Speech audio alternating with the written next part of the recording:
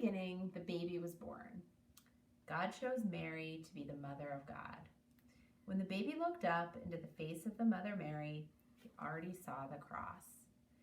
And when he looked into the face of the father Joseph, the cross was there too. The mother Mary and the father Joseph held the baby close, and the baby began to grow.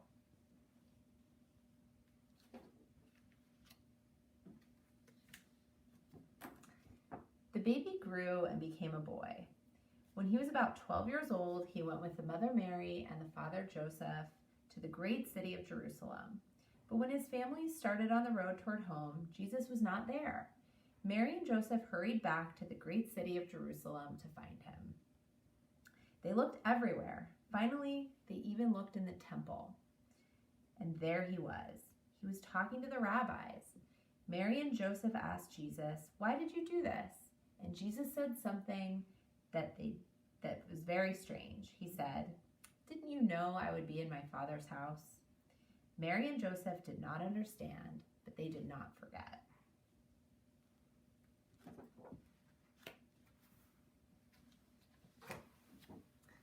Jesus grew and became a man. When he was about 30 years old, he went to the River Jordan to be baptized by his cousin John. He went down into the darkness and chaos of the water, and when John lifted him back into the light, there were people there who said they saw a dove come down from heaven and come close to him. There were also people there that day who heard a voice. The voice said, "This is my beloved Son, with whom I am well pleased."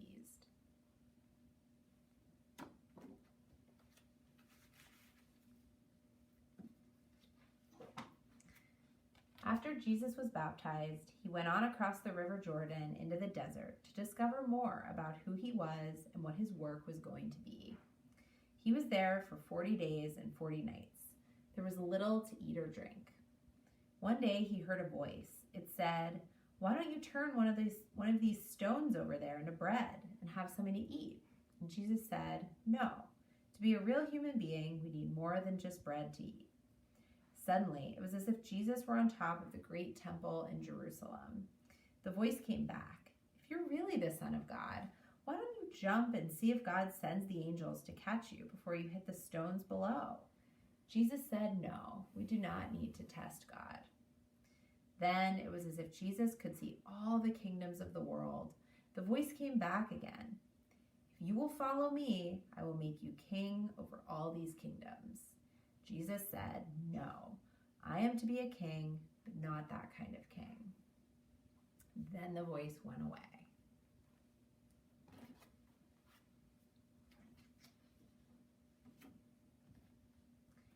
Jesus went back across the Jordan and began to do his work. But what was his work? His work was to come close to people, especially the people no one else wanted to come close to. He has come close to a blind man. He is so close that he touches the blind man's eyes. When Jesus came close to people, they changed. They became well.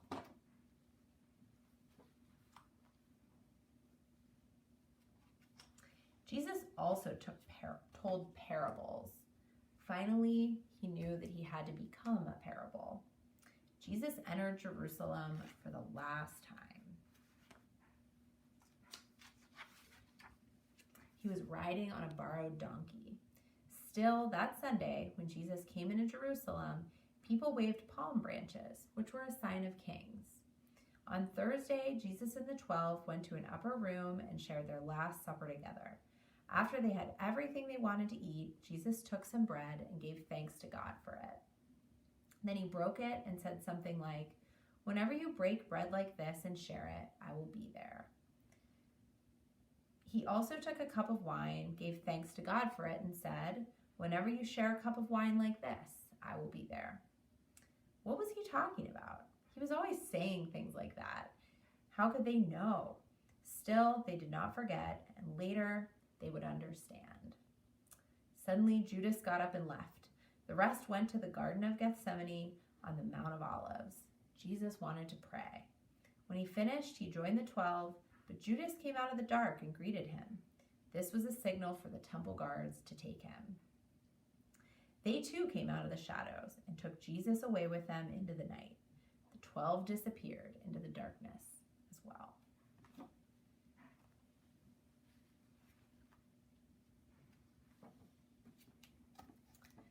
The night was a confusing one.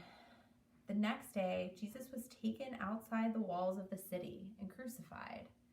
That afternoon, Jesus died. The sky grew dark. Jesus was taken down from the cross and buried in a cave. A great stone was rolled into the opening of the cave to close it like a door. Saturday was so quiet you could almost hear the earth breathing. On Sunday, it was just the women who had the courage to go to the tomb just to be close to Jesus. They wanted to remember, even if it was sad. When they came to the tomb, they found that the stone had been rolled back and that the tomb was empty.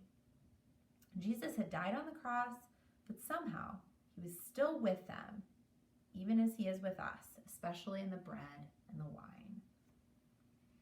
When you look at this side, you know that there's also this side. When you look at this side, you know that this side is there, and you can't pull them apart.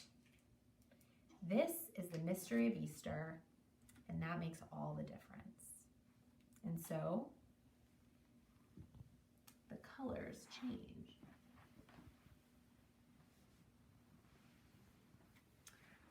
Wait a minute, there's something wrong. Here's the beginning, the middle, and the end. If we only have this side, the story has an end. But there's also this side. The ending is also a beginning, so we can't leave the story in a line. Let's see what we can do.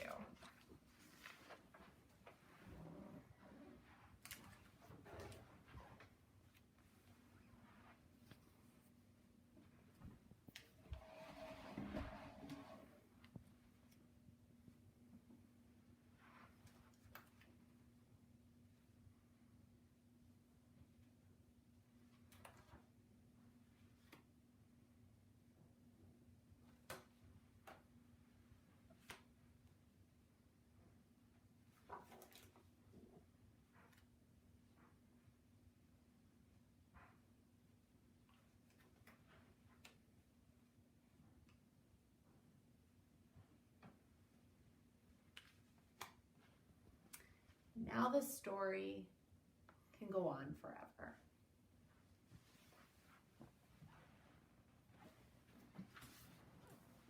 I wonder what part of the story you liked the best. John, do you have a favorite part?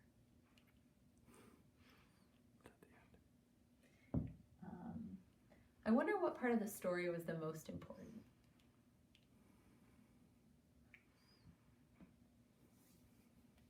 I wonder where you are in the story.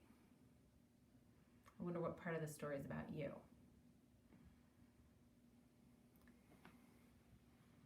And I wonder if there's any part of the story that we could leave out and still have all the story we need.